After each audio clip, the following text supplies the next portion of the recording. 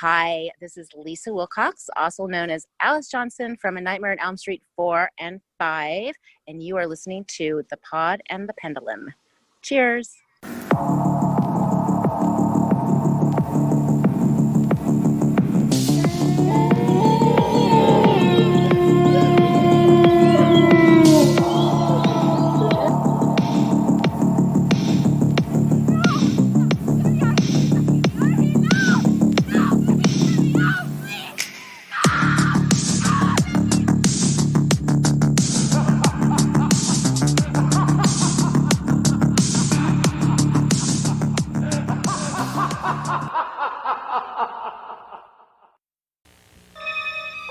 There is no one more terrifying on the screen today.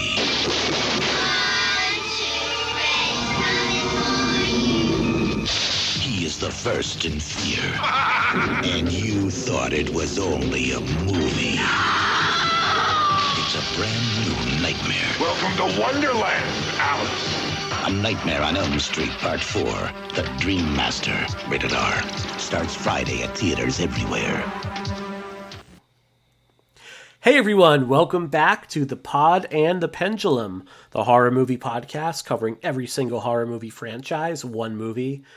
I was going to say one episode at a time, but we are here for our second episode on The Dream Master, the 1988 fourth entry into the Nightmare on Elm Street series.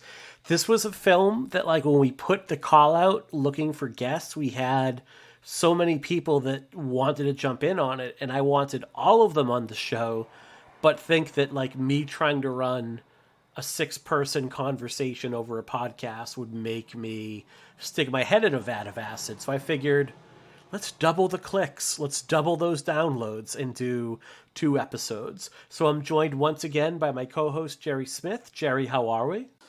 I am doing great. It's really cool that we're doing 2 shows on this movie, especially because we had so many people want to do it, which makes me so happy because I love this movie so much. I mean, like we said last episode, this is my favorite Elm Street movie. So yeah, this is going to be fun.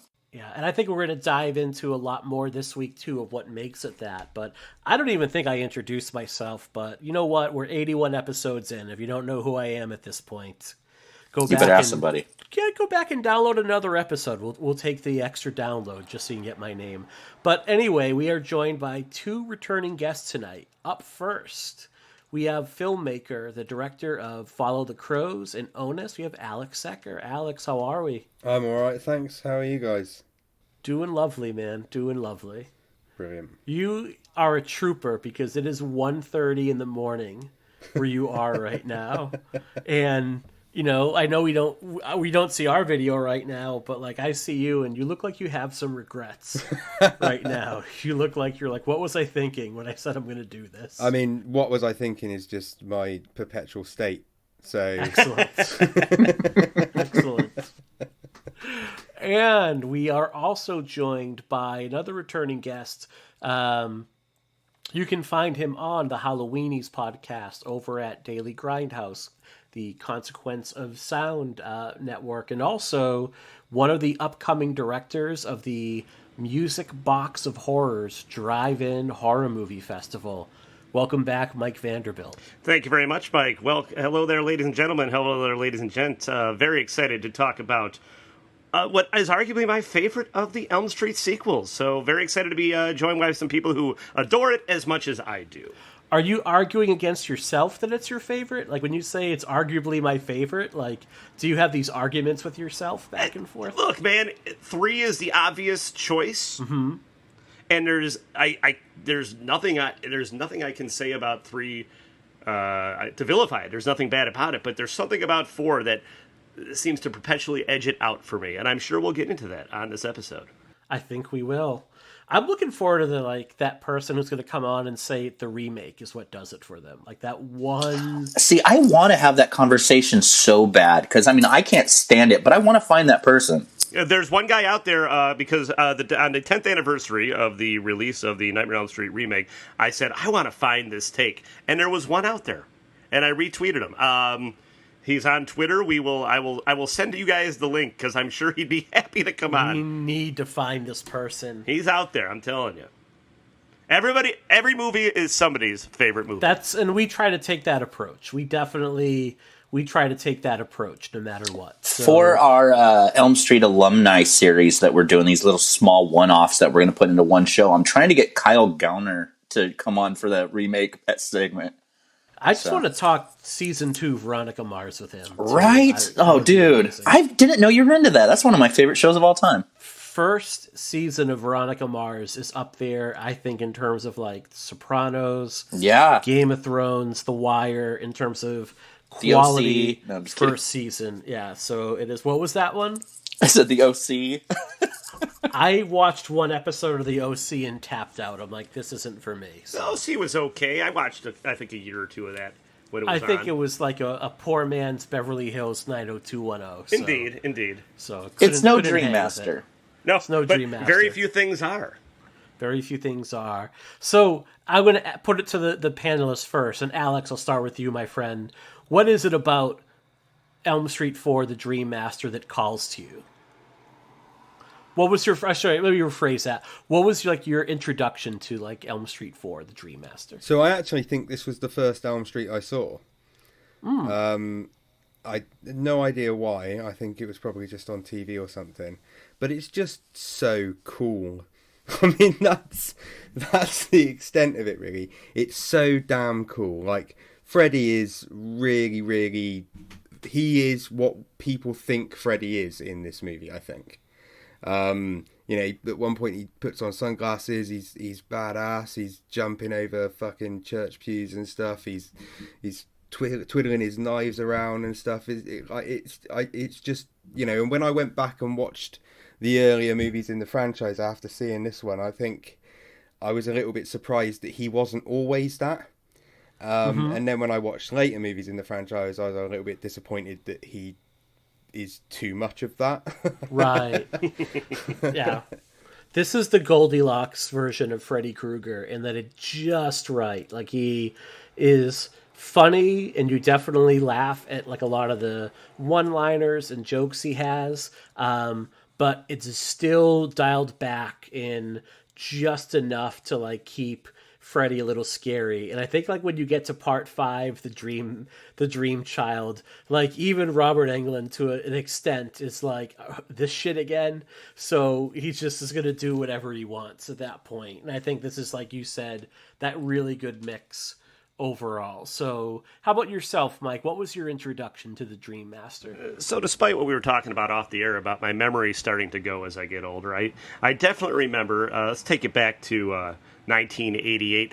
I have a certain affinity for the Dream Master because I believe this would have been the first horror movie that I was excited for. Because I think we all remember this. I don't know if we can remember the exact point when we were kids, but there was a point before, so I would have been 8 years old in 1988 when Dream Master came out. And before that, I remember being scared, terrified of horror movies so much that I didn't want to watch them. I didn't enjoy them. I didn't understand why anybody would enjoy them. But in 1988, that's when my mom bought me my first issue of Fangoria. It's got Elm Street 4 on the cover. And I didn't see it at the show, but I must have ended up renting it on video. And then I remember taping it off cable and watching it incessantly. And to go back to what Alex was saying, so Freddy's definitely scary for part 1. He's still terrifying in part 2, which is one of the things I really like about Freddy's Revenge. Part 3, I think the last time he's really scary is maybe when he slides out in that opening sequence, going to grab Patricia Arquette. But by part 4 is Freddy Krueger as a pop culture icon, as a rock star. And this is arguably the moment when, as you said, he becomes the Freddy Krueger that we all know and love. So much to the point they even kind of start whitewashing the child murderer aspect of him a little bit to make him more palatable. So he can be put on lunchboxes. Oh, yeah. And we have a whole segment here where I think we're going to deep dive. Because what's amazing to me, and I think Nat Bremar said this, we were playing Dead by Daylight one night, that PS4 game, and the Freddy in that game is Jackie Earle Haley. And I think Nat even said, it's amazing that for a whole generation of people, Jackie Earle Haley is their Freddy. And I don't think people really understand like just how like the closest thing I could think of right now was like Pennywise the clown from like the It films, and like Alex Skarsgård, his performance in that movie, in terms of like kids that had not seen the It movie know who Pennywise is and they know what his deal is, but he is not nearly that ubiquitous presence that Robert Englund and Freddy was in the 80s. Like, No. it's hard to I think, imagine. I think what you're going for is something that I think about quite often, is that there was never a horror icon in film like Freddy before Freddy. Jason comes close, but you got to remember what? Michael Myers hadn't been in a movie for 7 years. 6-7 years before this one. Mm-hmm. And there's never going to be anybody like it afterwards, because any filmmaker that attempts to do a new Freddy Krueger, it's always going to be derivative of and rightfully compared to the original.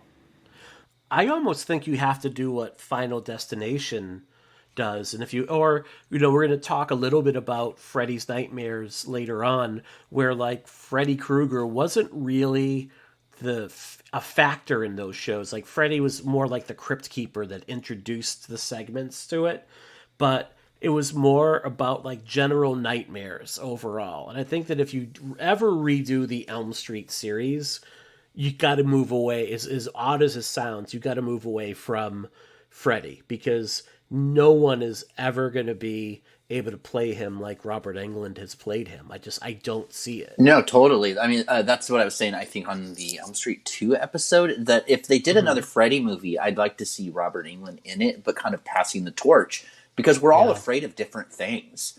And I think that fear can be manifested in so many imaginative ways. You know, rather than have yet another new person play Freddy and having everyone being disappointed in it, like, why not have Freddy kind of like mold into like some different kind of fears? You know, it's different for everyone.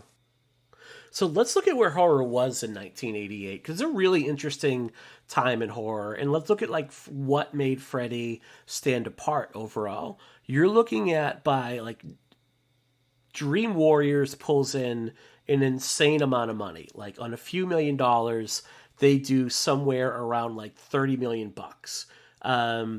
And when you look at like where Friday the 13th movies are at this point, they're pulling in less than half of that. Like A New Blood, which comes out May of 1988. Same year, less than $20 million.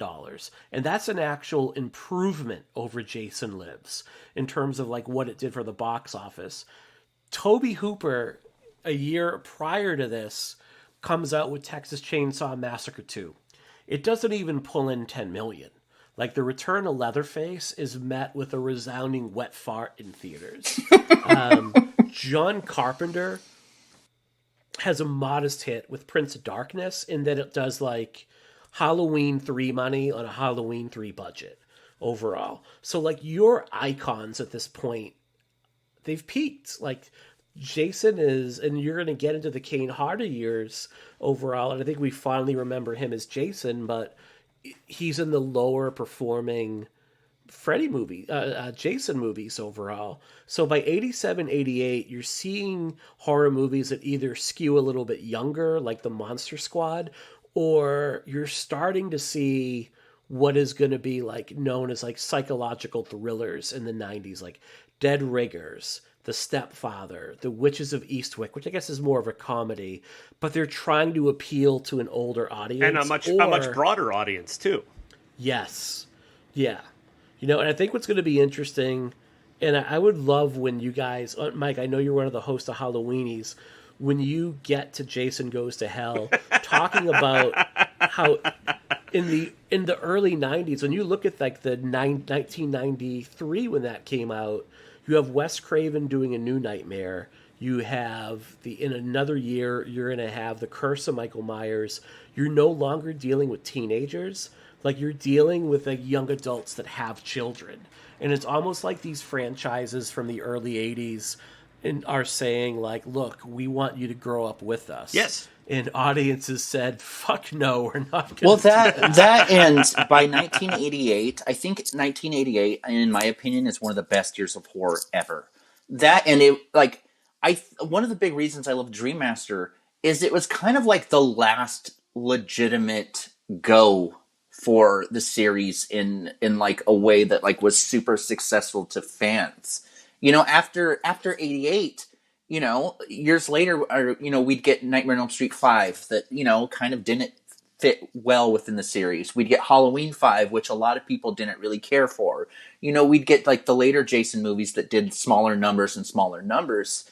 You know what I mean? Like in 88, we had such a variety of horror that all these franchise slasher films that we loved were kind of being overdone by, like, you know, we had The Blob, we had Child's Play, Dead Ringers, you know, Halloween 4, we had The New Blood, we had Phantasm 2, all these movies that showed every kind of subgenre of horror, and they kind of started like overshadowing all the franchises that we loved. And I think Dream Master, along with like Halloween 4, were like two of the last slasher films in the series that we loved that really just went for it before they started fizzling out.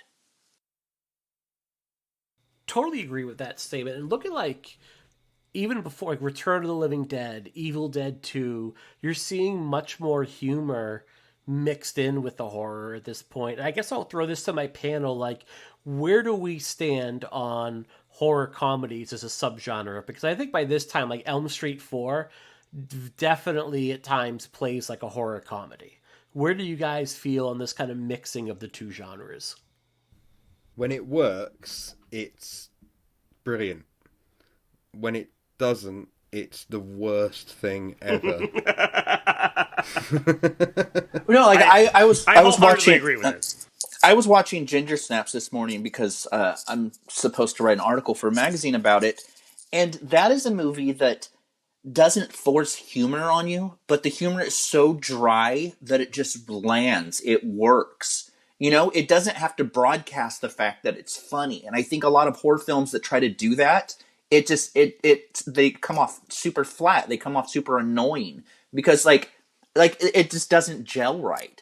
And let's bring this up. I think a lot of people kind of mistake or forget the fact that Freddy Krueger was always funny. He's funny in that first movie. He's always got the wisecracks. It's a darker sense of humor, and I think the original Nightmare on Elm Street is by far a much more transgressive film than 3 or 4 or 5. Maybe not quite as transgressive as Part 2. But it was a different sense of humor that was coming in, and to jump on Alex's point, yes, when it works, it's great, because comedy and horror are intertwined. It's the catch and the release. They both require a certain intangible skill that you can't quite put your finger on it, but you know when it's funny, you know when it's scary. But when it is awful, which I think is a problem with a lot of more modern comedies, is that it's this so bad it's good mentality that I don't like, where, well, I can't truly make a terrifying movie, so I'm just going to make fun of the movie as I'm making it, if that makes sense. Like you're hedging your bets. Like, as long as I'm not taking myself seriously, then the audience won't take this too seriously. And then there's a difference between a funny horror movie and a horror movie that's fun, which sometimes intersect, but not always. I think the best funny horror movies as well are the ones that tend to, by and large, they take the horror seriously and the comedy seriously, if that makes sense. Something like American Werewolf in London. Absolutely, I think is a great horror comedy. I qualify Fright Night as a horror comedy. I would agree. Because sometimes I wonder, is that just a horror movie that's fun, or is it a horror? Because I don't think there's no real jokes in Fright Night. But if you love horror movies, that movie can't help but make you laugh. Yeah, you can't help but smile every single time Evil Ed's on screen, or you know, or Roddy McDowall's character. I mean, he's just camping it up so much that I think the humor just lands 100%. Yeah, the beauty of Fright Night is because this was a period where, like you had mentioned the Blob, Jerry, like people that loved classic horror, like if you grew up watching the Creature double features, like the Universal monsters or the Hammer horror series, the filmmakers of this time were like bringing that influence into their filmmaking. Like Tom McLaughlin with Jason Lives makes a gothic horror movie in a Friday the 13th series. You have like the Blob being remade, you have the Fly being remade, you know, but very much their own things. Like Fright Night very much like if it didn't have its tongue in its cheek, like it was definitely nodding back to those classic creature feature movies that invoke these like warm feelings and nostalgia.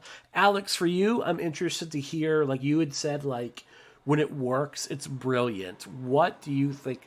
Because what works is going to be different for so many people. Like, what do you think is the thing that brings like the peanut butter and chocolate together that makes it work for a horror comedy? I see. I think it's about sort of striking that balance, and there's almost an element of gallows humor to it. You know, like understanding that the horror elements are horrific, but also that there is an element of like, you know, ultimately I think as horror fans, as an audience, we go and watch horror as a kind of a release. It's the same reason that people skydive, you know, or do ridiculous things like climb to the top of a mountain that they're probably going to die on. And I think it's like a safe way to do that, and being aware of sort of the absurdity of that, but also respecting that it is scary, but there's also an absurd, humorous element to that. I think that's how it works. You know, Cabin in the Woods is one that sort of jumps to mind straight away. I think it understands the importance of taking the scary stuff seriously, and there are elements of that film that are quite nasty.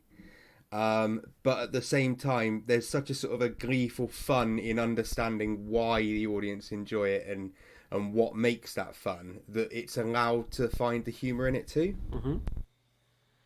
No, that makes perfect sense. I Really? also 'Cause think that like sounded good like a humor. ramble, I think. No.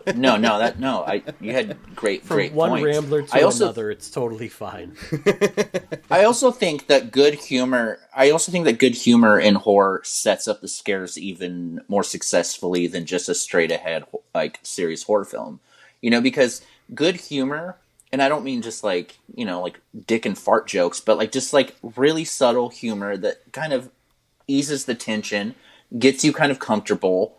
It sets you up for another scare. And I don't quite mean like jump scares, but in general. I know when I'm like relaxed, that's when I'm going to get scared shitless by something, you know? And I think part of that goes into, and I think this is something that up until about Friday the 13th Part 6 and excluding Part 5 and most of the Nightmare on Elm Street movies is the inclusion of likable characters. And I think that is where the Friday the 13th series went wrong post 6. Like, everybody in Part 7 and 8 are awful people. And I do not like anybody in Halloween's 4 or 5. But the Elm Street movies continued delivering likable characters. And Part 4, I think, does that very well. Especially considering there really wasn't a script when they started filming. Right. I think they even talk about, they had a reunion recently where they talk about how they were kind of writing their own character backstory and history and some of the dialogue between them over. And you're right, like at some point along the way, and I think we especially saw this with the turn of the century with horror movies, where it no longer became about rooting for characters, or it no longer became about like the audience like seeing themselves in these characters like, holy shit, this could be me. It became about like these stock are these like basically these archetypes that were usually assholes that you couldn't wait to see get mowed down. And I think that's cheap. And I think I think horror movies today still make that mistake, and it's because the screeners either don't know how to or are afraid to write real friendships into their script. Nobody has to be a saint, and characters can grow, even in an 80-minute horror movie. But this idea of and you can usually pick it out when you watch a movie. You're like, oh, this is the character who I'm supposed to cheer when the killer finally gets him. And I don't like playing by. I don't like being. I love when a movie can manipulate me, but that's see-through to me. I don't dig that. I think it's about misunderstanding what it is that makes the horror work as well, though. Like what the audience actually are attracted to and what they like about that particular film. You know, I think I think a lot of horror writers, horror directors and stuff, or maybe producers and studios rather, would tend to look at it and think, oh, it's the kill count, it's the gore, that's what works and that's what we need. So we'll just chuck a bunch of stock characters in, like you say, and then let them get killed off. Whereas in reality, although all of that stuff is important, you look at the Nightmare on Elm Street franchise, for example, the arguably the two most successful ones, Dream Warriors and Dream Master, other than the original, obviously, which it also applies to the original too. They all have characters that people like and people know as well. People remember the characters from these films. Yeah, everyone talks about Rachel from Halloween 4 as this great final girl, but I would say as far as part 4 goes, to me, Alice is the best. And I think our previous guests, like I know Terry from Gaily Dreadful and the Scarred for Life podcast, were saying it's his favorite final girl, period. Like, I think she even trumps Nancy. Like, I mean, Yeah. As far as development goes, even if it's all very on the nose, which is even more impressive considering there is no script, like that's what the moment where she's pulling off all the pictures in the mirror after she's adopted all their powers. I was way too old when I figured that out, like what that meant. And it's very on the nose. Oh, she's going to see herself after she takes down all the pictures of her friends that got killed and she adopted her powers. But it's so good, particularly for a movie that, like we said, didn't really have a script at the beginning. Well, what I think is great about that is that a film that didn't have that much of a script at the beginning because of the strike and so many things is almost, it was almost set up to fail in so many ways. But I think what made it so successful is not just the casting of great actors that would inhabit the roles, but the writers who ended up actually, working what they could with the script. I mean, Brian Helgeland, wrote a good amount of this movie.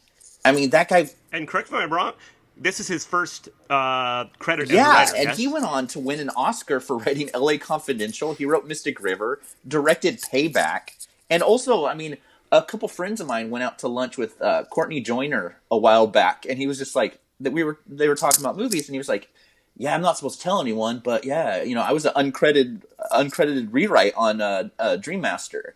So even Courtney Joyner worked on like rewrites. See, I don't know though. The only thing about that is like, if he's uncredited, anyone can say like, "Oh yeah, you won't see my name." Well, no, he wrote Prison, which Renny Harlin did. Though. I know. You know what I mean? I tease. Like it's no, I gotcha. It's I think any other combination of people maybe would have made the film less successful, but the fact that the people who ended up writing what they could with what they were given, I think really know the genre and really know what fans wanted, and it really shows. And even what Kelly was saying on the previous episode, a lot of the cast came up with a lot of their character stuff and like what they would say on the spot. Like this film is a really good combination of so many creative people really making a film their own and really giving fans what they wanted and what they expected. And there are moments like the one that really gets me is Rick's funeral, where he comes out of his coffin and, does his whole Jerry Lee Lewis routine. And we know that it's Alice daydreaming, and she refuses to give into the daydream. She's like, nope, can't do it anymore. And it's really heartbreaking. And I think it's one of those, like, just like you're not going to see that in most made-for-teen audience, like, horror movies of this era. Like, there just wasn't enough care and love put into it. And I think in large part, a big reason why the Elm Street series succeeds where others fail so often is you have, like, at the very, very top, you have Bob Shea from New Line Cinema, who always felt a sense of gratitude towards this character of Freddy because he knew that, like, without the first couple Elm Street movies, like, there is no New Line Cinema. And you have Rachel Talalay, who would go on to direct Freddy's Dead, acting as like a behind, basically behind the scenes on parts 1, 2, 3, and 4 before taking a break on for Dream Child, kind of like knowing the ins and outs of everything and how it works and what doesn't work. So you have this consistency that is never there in any of these other franchises. So you would have something like Hellraiser, which is such an incredible first entry to a series, and then Hellraiser 2 is a pretty damn good follow-up, and then it's like wet fart. By the time, I really like part 3, but part 3 is definitely the Freddy Kruegerization of Pinhead, because that came post Freddy's Dead, I believe, where every horror hero was every studio was trying to make the new Freddy.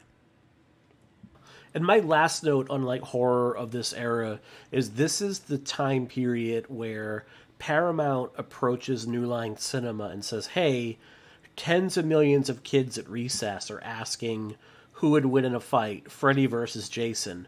Why don't we give them that movie?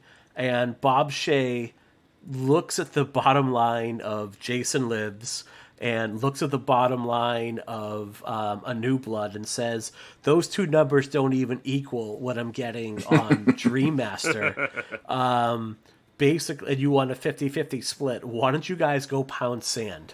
Basically, and come back another, because he's not stupid. And then a couple years later, like Paramount was always embarrassed by the Friday the 13th movies. Like they were always, even when they were making money hands over fist, it was like, you know how you have that like cross-eyed cousin that like for whatever reason has a photographic memory, and like you kind of show him off at like family dinners, but at the same time you're like, all right, go sit at the kids' table. What? Friday the 13th movies. They were always like that. So in a couple years later, New Line's going to buy the rights to Jason for a song and take over with Jason Goes to Hell, which is one of the best movies. The most imaginative entry in the Friday the 13th It's series. so good. Love that movie. No, love that movie so much. But if you want to know the long and winding road that it took to get Freddy versus Jason going, go back into our archives, and we devoted a whole episode into the backstory of Freddy versus Jason. So please. Oh man, so much Dominic Necros. So much in that. Dominic Necros. I'm just taken back because I was that cousin that you're talking about. So thanks, Mike. Sorry. Oh man, I'm gonna get canceled. I really one day am gonna get canceled. Everybody gets their 15 minutes of being canceled. I think Andy Warhol said that. Excellent. Yes, that is true. So let's talk about how this is peak Freddy at this point. Let's talk about how this is really the entry that transforms Freddy from the scary movie monster to like beloved pop culture icon. It doesn't go too far in the comedy that 5 and 6 are going to go, and then it doesn't like New Nightmare to me overcompensates in the other direction. But we'll get to that in a future installment. So what is it about the Freddy that stands out in this particular entry to you gentlemen? I think Renny Harlin put it best. I think he realised that when he was coming to make this, that Freddy had become the James Bond of the series. He was the draw. Mm-hmm. And the reason why people were coming. So he had to shoot him to a certain degree in a heroic light. And I think that's as simple as it gets, really. Like he approaches Freddy as the fun, when Freddy shows up, the film livens up.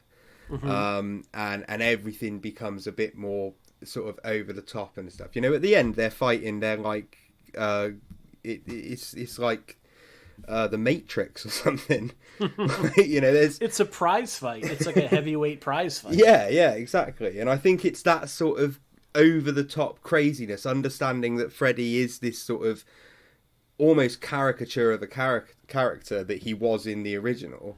And what an entrance, like this rock star Freddy is reborn by getting a golden shower from a dog. That is the only thing that when I look back on this, when I watch this movie now, and I think to myself, okay, as an adult, I'm watching Nightmare on Elm Street 4 at a press screening or at a film festival or something. I feel like I would almost want to get up and walk out as an adult when you see the dog, Jake the dog, my favorite dog actor of the 80s. A lot of people get him confused with Mike the dog, who is down and out in Beverly Hills, but they're two separate dogs. Jake the dog also is in The Hidden, also a New Line joint, and The Boy Who Could Fly. They're kind of like the Dylan McDermott, Gemma Maroney of dog actors of the 80s. But I digress. I would probably want to get up and walk out once I saw the dog pee on Freddy's grave. And it's fire piss. It's not just pee. It's fire piss. It does offer up the great story that we've all seen where Renny Harlin explains that James Cameron asked, how you bringing him back this time? And he's like, we have a dog piss on him. I just don't get it. I don't understand.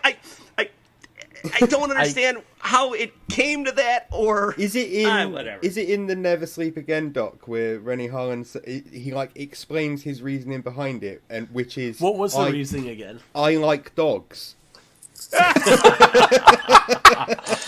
Oh my god! Listen, in the year 2067, when Avatar 5 is finally ready to come out, and robot body, human head James Cameron is like, how am I going to bring these blue fuckers back this time?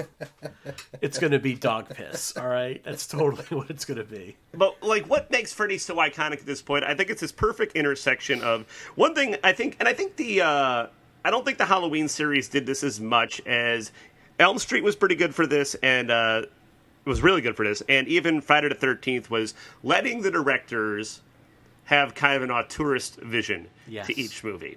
And you see that with Wes Craven's original, obviously. You see that, Jack Shoulder, who, he did Alone in the Dark. He did some pretty good horror flicks. He brought that tone to it. Frank Darabont and Chuck Russell, you kind of see that comic book energy they brought to something like The Mask, which Chuck Russell directed. I don't know if Darabont... I don't think Darabont was involved in that. The Mask was supposed to be the new Freddy at one point, wasn't it? Yeah, it's supposed to be straight up horror. I can see it, and bringing on an action movie director, because Renny Harlin had done Prison, but he would eventually go on to become an action movie director. Bring on an action movie director, bring an action movie kind of vibe to the film, and a perfect intersection of Robert Englund, I believe, really kind of fell into the role in part 3. He really kind of figured out who Freddy was, and Englund's a ham. We all know that. And then intersecting that with this is the height of MTV, and giving it that MTV music video style and a great rock and roll pop soundtrack, it can't be beat. And it's so of the time. It's I guess what I'm saying is it's of the time. This movie couldn't have been made in 87, and it couldn't have been made in 89. It had to have been made in 1988. What do you think it is about 1988 in particular that makes it so? It's the height of the MTV era. It's right before hair metal started kind of tuning out and giving way to grunge. But it's post new wave. It's pop rock. I mean, pop rock's always huge, I guess. But there's something about that year. What I think I even noted down, it's when MTV is still showing music videos, that is their primary thing. You're still a couple years away from the real world, which is going to really start to transform that channel. You're a couple of years away from Beavis and Butthead. And I remember to your point, Winger is the band that stands out. I remember one of the dudes from Winger was saying one day we're on the top of the fucking world. We're selling out concerts everywhere. Our merch is everywhere. Our records are everywhere. And then the little dweeby kid on Beavis and Butthead is wearing our shirt. And we couldn't sell out a men's room stall at that point. All that shit gets cut out at the knees in the early 90s. So you're right. This is MTV, when they really could dictate the taste of pop culture and youth culture. Absolutely. And they owned the world probably for the 90s too, but it was a different time, it was a different style. And to bring it home, Freddy Krueger, this is when I think they started with part 3. They had him hosting music video segments. There is an hour-long MTV special you can find on YouTube, and it's Robert Englund in full makeup. You have one of the VJs at the time basically try to track him down for an interview, and it plays out like a mini Elm Street movie. Oh, God, I can't remember. Kevin Seal. Cheesy. Kevin Seal, you're right.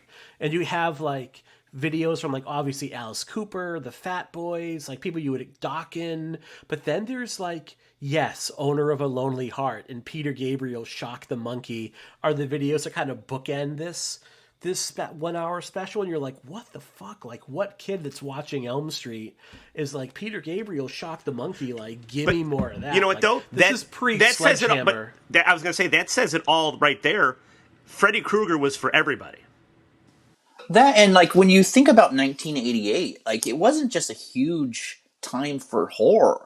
I mean, this is the same year that, Don't Be Cruel by Bobby Brown and, Simply Irresistible by Robert Palmer came out. That's like such a good indication of where that year was. Like, it was such a big year for all kind of pop culture. It was huge. And I think this movie just hit audiences, especially horror audiences. It hit the soft spot for so many people. I don't, this probably isn't talked about enough, but like, Freddy Krueger, like, is the true crossover hit. Like, he crossed male and female, black and white. Everybody liked, and to say from New Nightmare, he's like Santa Claus. Everybody knows who he is, and everybody liked him. There is, I posted a link to the video here in my notes, and I'm going to play a clip of it right now on the show. But like Robert Englund without makeup goes on a kids talk show my on favorite, fucking my absolute Nickelodeon. favorite. On Nickelodeon to promote, like, if you were to add up the collective ages of the audience for this talk show. Please welcome the man who plays Freddy Krueger, Robert Englund.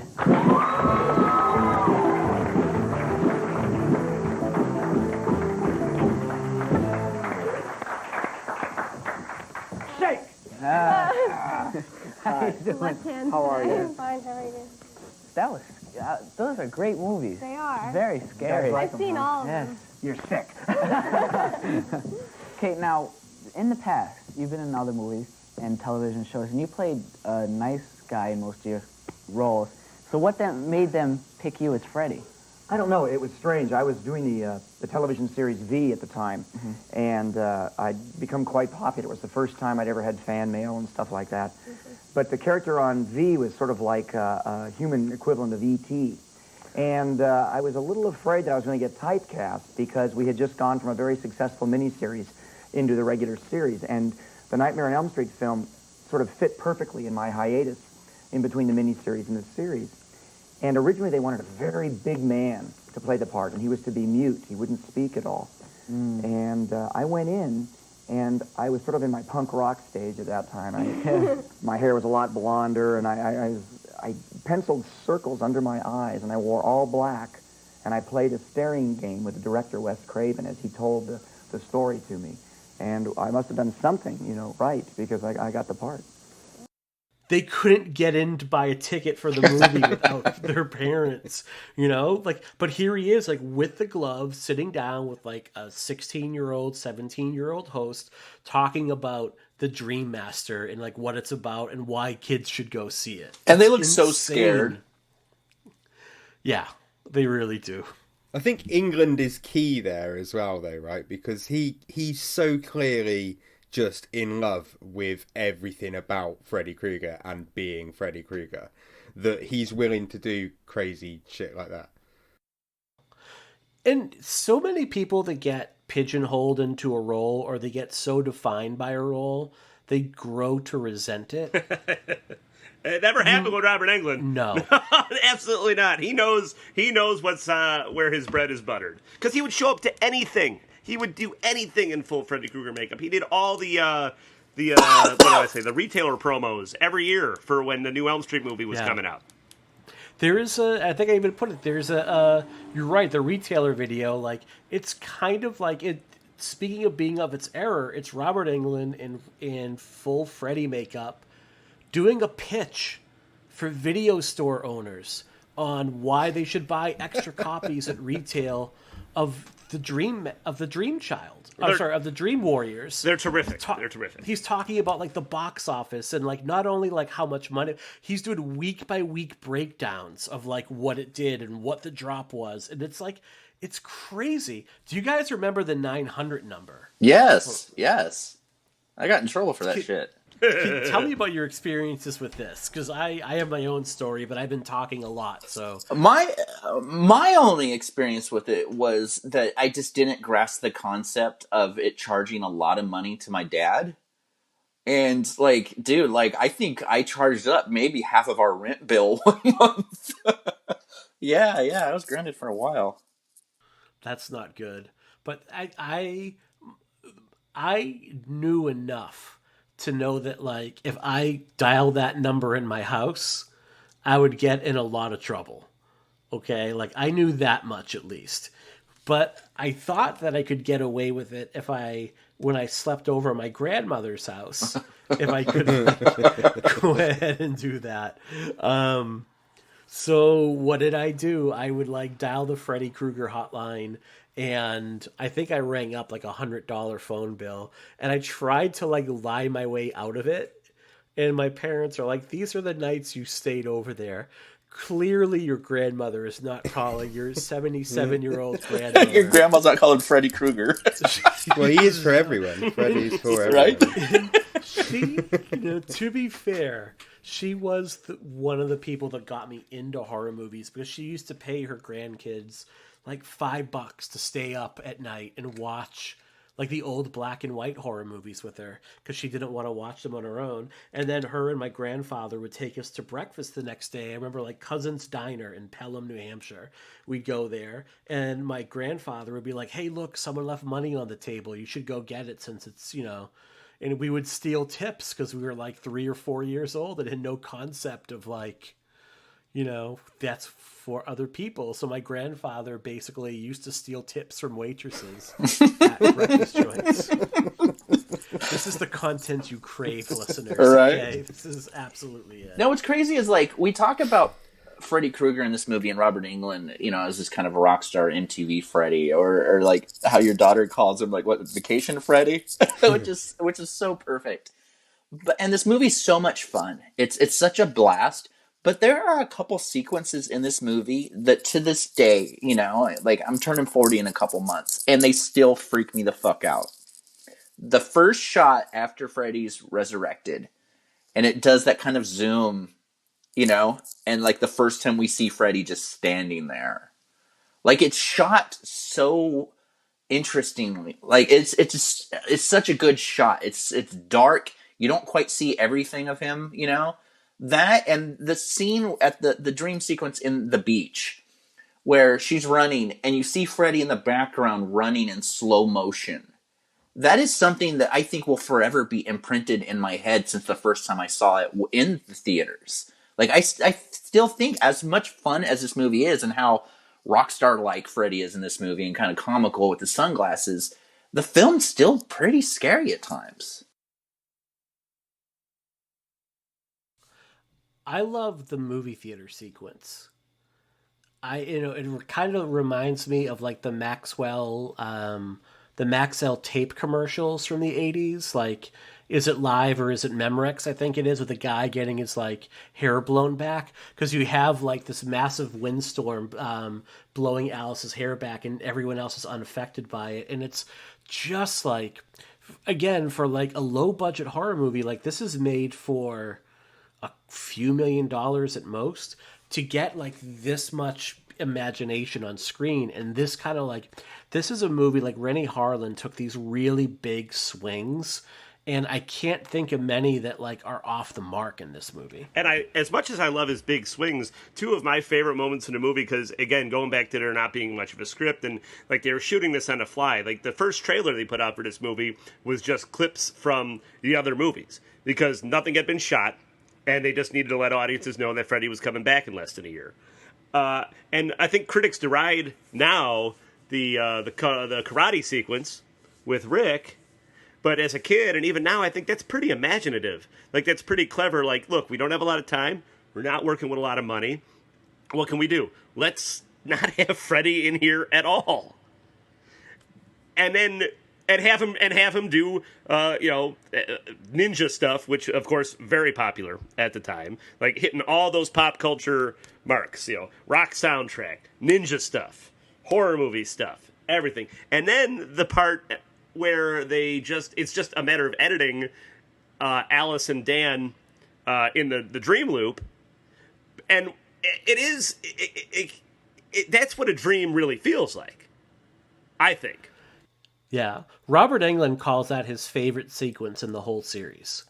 When I think it's like 3 or 4 times, they keep circling back, like, like Debbie, like Freddy's got her, like, I'm driving, and then it just keeps circling back to it, and they become a little bit more self-aware each time that they circle back to it. I think Englund has said, like, to him, like, that was the most imaginative and smartest part of any of the movies overall. And dirt cheap.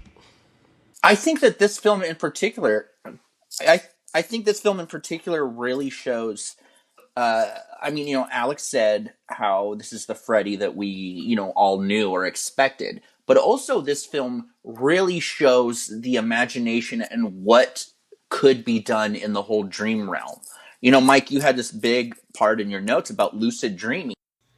I'm literally looking at that. And I think that if there's one film in the entire series that takes that and runs with it with as much success as possible, I think it's the Dream Master. Okay. Do you mind if I speak to this for a couple minutes? Because do it. I put in my notes. I swear to Christ, I've put this in my notes for all of these movies, and I'll finally talk about it this time. Do it. Okay. So lucid dreaming is this idea that the person that experiences a dream or a nightmare, they become self-aware during the dream.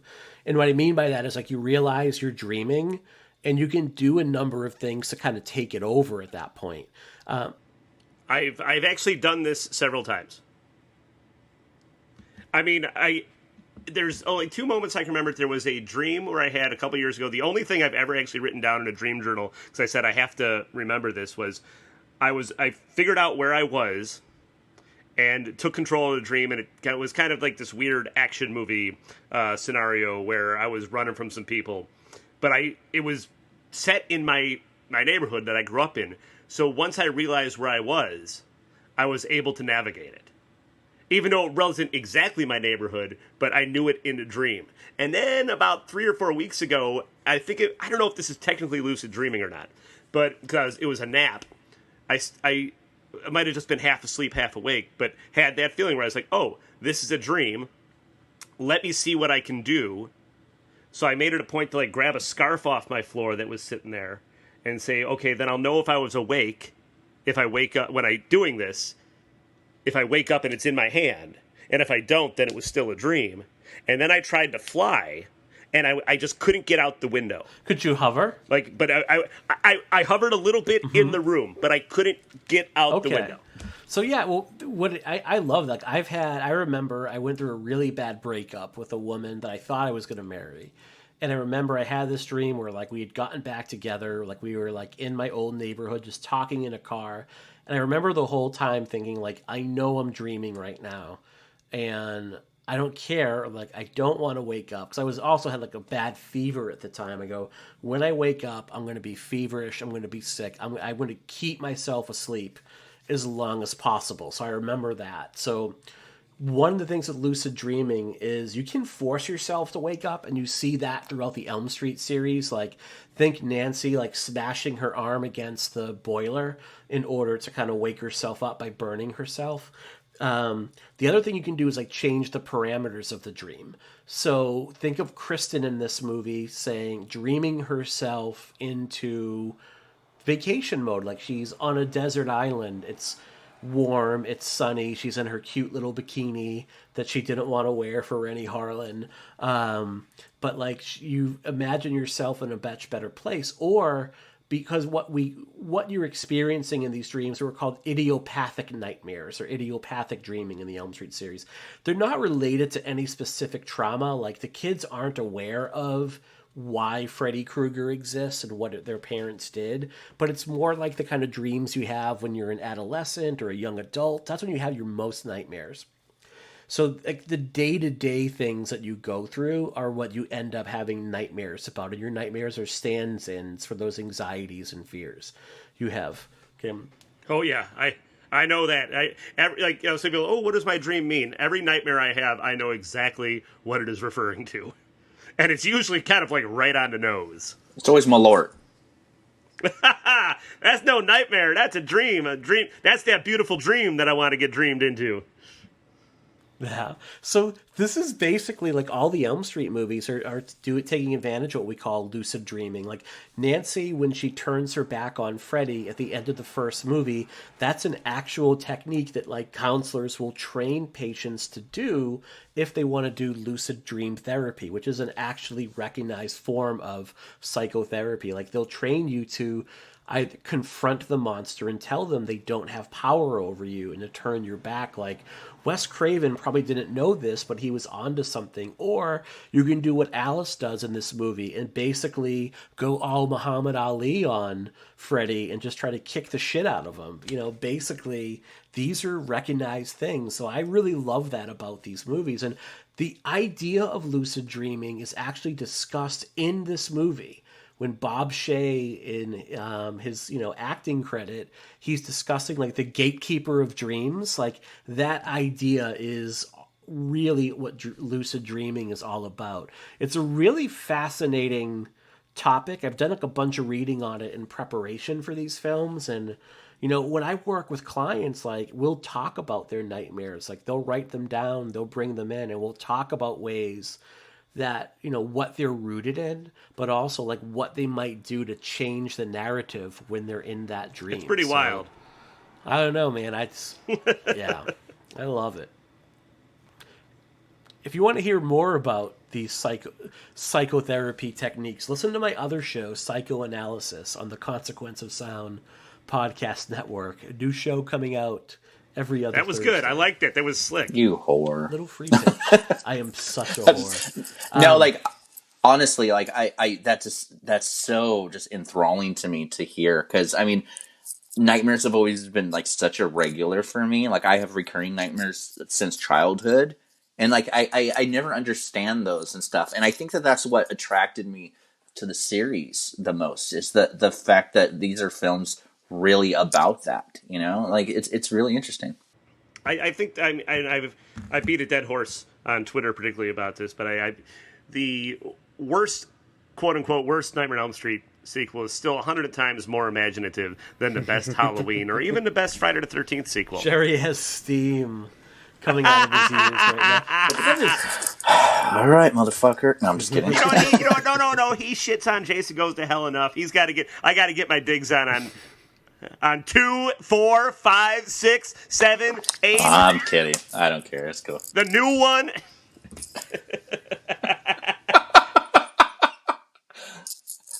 Fuck my lord. No.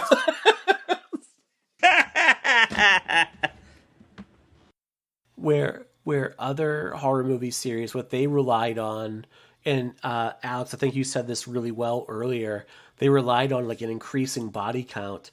There are 6 kills in this movie. Like, you get more kills than that in a pre-credit sequence in most like Friday the 13th movies, right? Here it's like 6 kills. It's all about imagination. It's all about like, and you fill them. Like most body count movies, you don't give a shit. Like Vanderbilt was saying earlier, like you don't care if anyone dies in The New Blood. You definitely don't care if anyone dies in Jason Takes Manhattan unless you're Brad McHarg. But like this movie, you feel every single death because the characters are fleshed out. Like every single death hits you in this one. And one thing that I wanted to say on the last episode really quick, but I didn't want to step on our guest toes. Alice gets her strengths, right, from all of her friends, but I do think that she got a good amount from Rick. Like on the previous episode, like there was observation that, Alice got her powers from only her female friends. But I'd be damned if Alice didn't, get some fucking baller nunchuck skills from Rick. She does the nunchucks. Well, I mean, I'm sorry. Alice's obvious stunt double in a wig does the nunchuck sequence. But, like, yeah, she did not get that from anybody else. Exactly, man. Maybe some good, like, hair tips. Rick did. Hey, come on. We all wanted to be Rick growing up, right? I'm not the only one. Yeah. I still do. I wanted to be Freddy, man. Alex, how are you holding up over there, man? I think I might have fallen asleep, actually. Okay. And now Kruger's here, and don't fall asleep. I want to be respectful of your time, so if you do have to duck out because it's so late over there, I totally understand. But I'm cool, man. We're going to try to keep kicking it over to you otherwise. All right. So we talked about the intersection of like horror movies and MTV here. I made a note, like, I fucking love this soundtrack. I absolutely adore this. I know everyone talks about Dokken and, like, the Dream Warriors. The best song in this franchise, Dramarama, Anything, Anything.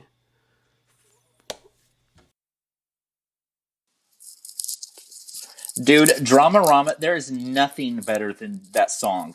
And I'm sorry, like, Dream Warriors fans, I know I'm already, like, your punching bag for not being a fan of that movie whatsoever, but fuck Dokken when it comes to Dramarama. Dramarama, that song, Shots fired. My God, that is one of my 10 favorite songs of all time. One of my 10 favorite songs it's so fucking good. And it's not available on the original soundtrack album. That blows my mind, because that song features so prominently throughout the movie. That it's not on there, like, absolutely blows my mind. It was absolutely wild. It's not on the original soundtrack. But one of my favorite songs is "Don't Be Afraid of Your Dreams," which doesn't play until the end of the end credits by Go West, and that was written by Gary Getzman, who co-wrote "That Thing You Do," or at least what was part of the movie, and "Boppin' Tonight" off of the Fright Night soundtrack. That's awesome, man. I mean, these little tidbits you just don't get anywhere else. But you have, like, the I Touch Myself to vinyls with a track off of this. Billy Idol. It probably, like, this is right around the time of Ford Fairlane, right? Like, I know that Billy Idol's going to have, like, the Rock the Cradle of Love signal, which... Well, you have, like, so many people on this. I think so. So it, like, launches, like, Idol into another stratosphere for a little bit of time. Blondie is on this soundtrack. Like, this is a really good mix of music overall. Like, it's a killer, absolutely killer. Yeah, this was Renny Harlin's film right before Ford Fairlane, wasn't it? Didn't he do it right after this? Yeah. Well, even Tuesday Night's song, man. What a great opening. I think the only other musical opening that gives that a run for its money is the Goo Goo Dolls one in Freddy's Dead. Yes. Yep. Very good. That's a very well put. Which, as much as I enjoy Freddy's Dead, I think that the Goo Goo Dolls opening in Freddy's Dead sets you up for a much better, much different movie. Mm-hmm. I agree. It still blows my mind that we could have had that Peter Jackson treatment for that. And I love Freddy's Dead. But then you hear Peter Jackson's idea for the movie where, like, kids would knock themselves out to go to sleep so they could beat the crap out of Freddy. And we don't get that. That is genius. Oh, man. So, yeah, this is, like, to me, like, the best soundtrack overall. Where did I want to go from there? Oh, the Easter eggs in this movie. Like, this one is filled with them. So, you mentioned the dog earlier, Jake the dog. Did anyone catch the name of the dog in this movie? That's Jason. What's funny about that is basically Jason is the dog. And in Freddy vs. Jason, the whole movie, Freddy's basically calling Jason his little bitch, like his dog. I think that's where Shannon and Swift got the idea. There you go. Everyone talks about, like, the Craven Diner, and that's a really cute little reference. But outside of the movie theater, I thought there was really kind of a couple little nods to New Line cinema history. You have, like, the Reefer Madness is on the display, and I think it's what's playing as well in the theater for a time. And Reefer Madness is basically the first, like, when Bob Shea was a copyright lawyer that had aspirations of being, like, a filmmaker and producer.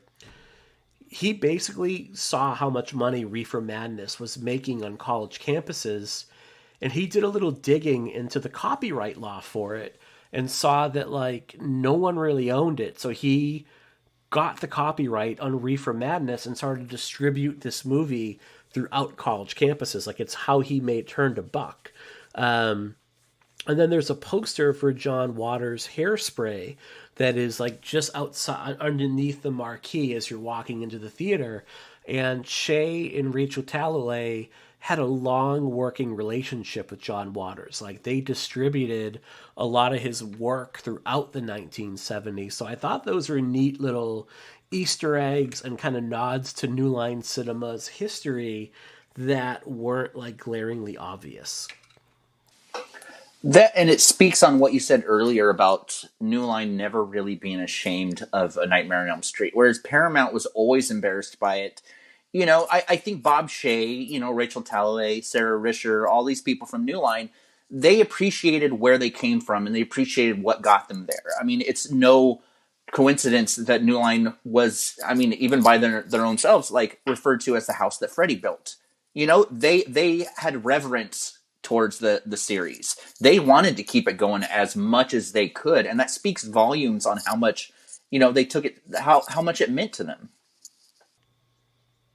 And they are about, I think, 2 years away from, like, the Teenage Ninja Mutant Turtle movies hitting and then just launching into another stratosphere in terms of, like, where they were as a studio. And then The Mask, which is an absolute phenom that is going to, like, make New Line, like, one of the hit production companies and film studios of, like, the 90s for a while. So, man, I'd still love to see the out and out horror version of that movie though. Yeah, because that graphic novel is dark, if I remember. Like, it is a dark thing.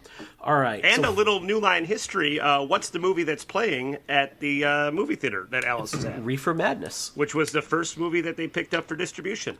You just missed me say that when Did you I were miss up it? walking around. I was afraid I was gonna because I got up to go do something and I was like, damn it, he's probably gonna do it while I'm gone. But I didn't want I also didn't want to miss it. I thought I could be real slick about it and nobody would even know that I left. Oh. I'm leaving that in, Mike. I'm totally leaving that in. I deserve that. That's all right. That this is the content our listeners crave. So, you know, let's talk just finally about the special effects of this movie. Because I think, like, insane. You have Kevin Yeager coming back. Screaming Mad George. Howard Berger, who would go on to form K&B on board. He's the one applying Freddy's makeup. Berger's really funny because he talks about this experience and how, like, he was hearing Robert Englund's stories for the first time and thinking, like, this guy ever shut the fuck up? You know? And the answer is no. Robert Englund does not shut up. He does not. Well, even Steve Johnson, I mean, that huge chest thing at the end, you know? Having all those people in there. Steve Johnson put his wife at the time, Linnea Quigley, inside of that chest. You know? Like, I think when it comes to, like, special effects artists, this film had some of the greatest. I mean, like you said, Kevin Yeager, some of the KMB guys. Screaming Mad George. I mean, goddamn Society, you know? John Carl Beekler, yeah, all these guys. I mean, like, do you understand how much cocaine was probably on that set? Like, these were like rock stars. John Carl Beekler, he was off of doing New Blood. Like, he worked on Jason and Freddy in the same year. Is he the only person that can say that? Probably, yeah. In the same year, yes, but I know Berger also did a lot of the effects on Jason Goes to Hell. Yes. So different year, but yeah. But do you think, like, Beekler would look at what they were able to get away with theatrically for the Dream Master and then look at how gutted a New Blood was and be like, what the fuck? Like, who's... But that's the difference between the fantasy element of the Elm Street movies and the more realistic, for lack of a better term, on the Jason movies. Which reminds me of a story about, I think it was Waxwork 2. Anthony Hickox did 2 cuts. One that, like, there's a scene where eyeballs pop out of the head. If he put, like, the popping sound, like a comic book, it would get it would get an R. But if it just had the eyes popping out, then it gets an unrated. Oh, that's a bum. And those prints probably no longer exist, right? There is some really good gore that was left out of Waxwork 2. Really quickly, like I supervised the image gallery on the Vestron Blu-ray, so I took a trip to the set photographer from Waxwork 2, and I had to look through 700 photos that he took, and there is so much that was shot for that movie that they had to cut out. But I mean, in terms of like the actual sequences that were shot.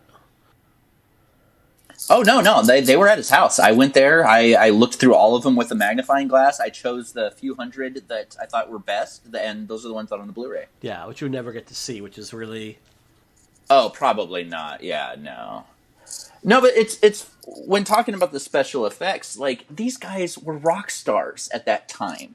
You know, and I said the cocaine thing as a joke, but, like, you know, Steve Johnson's made no secret that, like, that's what was going on around that time. And this is the guy who got fired from Predator when the producers came in his hotel room and he still had coke on his nose. You know what I mean? Like, I mean, there's the Dawkins tells a story of like snorting coke with Robert Englund off the glove. You can, yes, that was I featured that in my Consequence of Sound video essay about the marketing of Freddy Krueger. I found it doing research. It was in some Florida newspaper, and I'd never seen this story before, but it tickled me, and then it made the rounds to all the horror sites, like off of that. I wonder if he did the same thing with the kids from Nickelodeon after. It was like,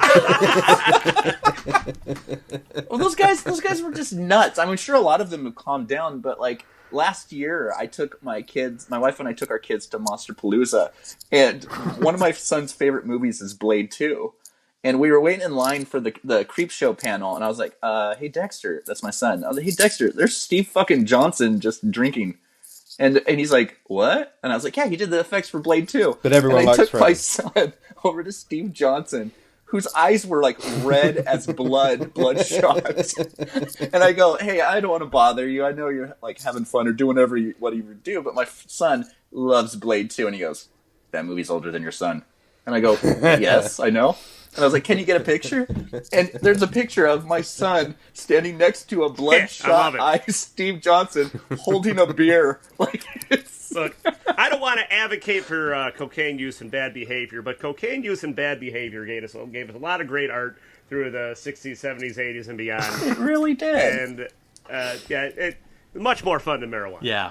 I would agree. I've never done coke, but everybody likes something different. Not everybody likes Malort, but nobody's perfect.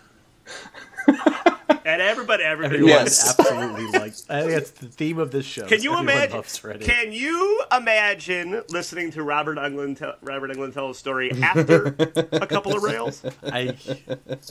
Watch the Phantom of the Opera Blu-ray. I think I'm going to order that tonight. Anyways, I think we have a Patreon epispic now for the month of that's September. A really good. That's a really good flick too. I really liked his Phantom of the Opera. I have never seen it. I've heard good things about It's great. Dwight Little, man. Dwight Little. Right, from Halloween 4, what Mike Vanderbilt just called the least imaginative Halloween movie of all time. No, that would be part 5. No, I take that back. No, 5 has imagination because I love the idea of the Man in Black and dislike the execution of the Man in Black. Yeah. I'm looking for the closest news right now. Hey, I think both Jerry and I are Team Tina. Like, we actually don't mind. I like part 5. Oh, you know what? See, for years, Brad McHarg and I lobbied to do the Fantastic Fest debates around with each other to argue and then fist fight till we fucking bleed over Evil Dead 2. That dude, if it ever comes back after this COVID shit, Vanderbilt and I, Halloween. Well, I'll tell you what, I have done the fantastic, the feud, which is the trivia thing. Yeah, Fantastic, but no, the fights is something else. What's that called? The debates. The debates. I'm due to do the debates, so let's do it. I'm into that. I will be fueled on nothing but goodwill. No Malort, no cocaine. Just gonna train the whole deal. All right. No bad behavior. Hey, speaking of training and fighting, this is completely unrelated. completely unrelated, but Sylvester Stallone yesterday announced that they're going to Motherfucker, do man. a director's cut around Rocky IV where they remove Paulie's robot. And as someone that had a sexual awakening around Paulie's robot in Rocky IV, I'm very disturbed by this news. It was a bummer. I wish they would remove Sylvester Stallone from directing that movie. No. I'm joking. No, I'm joking. I love Rocky IV, actually. I like the robot. It's pure but 80s. To bring It's it back pure home, 80s. let's talk about training and Stallone and action movies. The best. My favorite segment, my favorite sequence in A Nightmare on Elm Street 4 to Dream Master is when Alice prepares to do battle with Freddy, because it's right out of a Rambo movie. Down to the way it's shot, right down to the hard rock version of Don't Be Afraid of Your Dreams, which I've never found on that recording anywhere other than the movie, because it's not composed by Craig Safan, who did the score, because Jay Blake from Scored to Death asked him for me for his podcast. And I don't believe it's by Go West. It may be. I don't know, but it's just a slightly different recording of that. Let's talk about how great that segment is. Oh, it's great. The way it's shot and edited. Oh, totally. It's straight out of Rocky. It's straight out of First Blood 2. Totally. There's so much in that. I think that's another thing that just makes this movie great. It's not just a great horror film.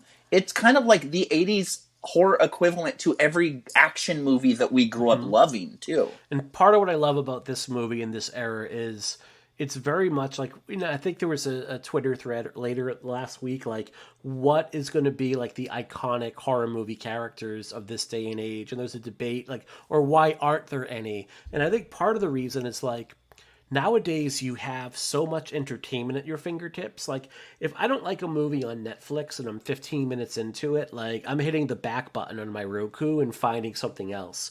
And there are nights where I'll spend like 90 minutes looking for something to watch and then 5 minutes watching something. Back then, like, you would go and you would rent 2 movies, and if they sucked, it's like, sorry, dude, I paid my like $5 for this rental, and this is what I'm watching tonight. Like, I don't have 100 million things. So you would rent like you would like rent a movie like Dream Master because you knew what you were getting. So it was like, I can still picture the local video store in my town that I would bike to, exactly where the horror section is, like how many steps it would take to walk there. I remember like by the front counter, they had the quote unquote wine list, which is where they kept all the adult movie covers that you would flip through when the staff wasn't looking. But you would rent a movie like Dream Master over and over again because you knew what you were getting and you knew you were going to be fucking entertained. I think you do have horror icons today, but they seem to exist outside of the movie, which I think is different to with things like Freddy. Although obviously he did exist outside of the movie on lunchboxes and Viagra pajamas and stuff, but like you look at the Babadook, for example, or Annabelle. And it's all sort of like memes, and they appear on video games and YouTube videos and stuff, and it exists in that world outside of the movie. No one that like loves those characters is necessarily rushing to see the movies of them. Whereas with Freddy and Jason and those sort of icons and stuff, it was so much about the film itself, and going and finally getting to see them. Everything else was sort of teaser for the movie. Sure. Yeah, you're right. Like, so much of this generation, like, their entertainment is like TikTok videos on YouTube, and like you can go right now and you can find like 500 videos on YouTube explaining what Annabelle is. And as a kid, like, you may like have never seen that movie, but you probably know that character better than people that have like watched it multiple times. Although why you would watch an Annabelle movie multiple times, unless you're doing Shits a podcast giggles. like this, yeah, torture. Well, that and like in the 80s, especially, word of mouth is what made a lot of these things iconic. There wasn't the internet to where you'd have, like you said, TikTok videos and YouTube exposés and all these, over like just so much content to where it would explain everything. When I was a kid on the playground, you know, that's how I discovered Freddy and so many other things. You know, kids were talking about these things, and they made them almost legendary and iconic before you even experience them. Then you experience them, and then you get all those things. I mean, I had Freddy pajamas. I had that pull string doll the moment it fucking dropped. You know what I mean? Like, it was like a huge event, these movies were. Now you know everything going into the movie, that it takes the iconic elements out of any movies that come out. And I think something that I had forgotten about was that a big part of what made these horror icons so popular in the 80s was Ronald Reagan vetoing a measure that regulated what could be advertised, or how much advertising could be on children's television. So you had toy manufacturers start to produce more cartoons, and you could advertise anything to kids, including Freddy Krueger. Yeah. You know what? That leads to the thing I wanted to end on. A really brief discussion of Freddy's Nightmares, which in some markets played at 5 p.m. in the afternoon. Yeah. And that's a big reason why the show was only on for 2 years, because parents were fucking horrified that at 5 o'clock in the afternoon. I watched that show religiously when it came on around the same time that I would also watch War of the Worlds around that same time. It was such a huge part of my week because I was so into A Nightmare on Elm Street and like that series and Freddy at that time, you know. And what's crazy about that show is it had, you know, it had one of the scariest intros of all time.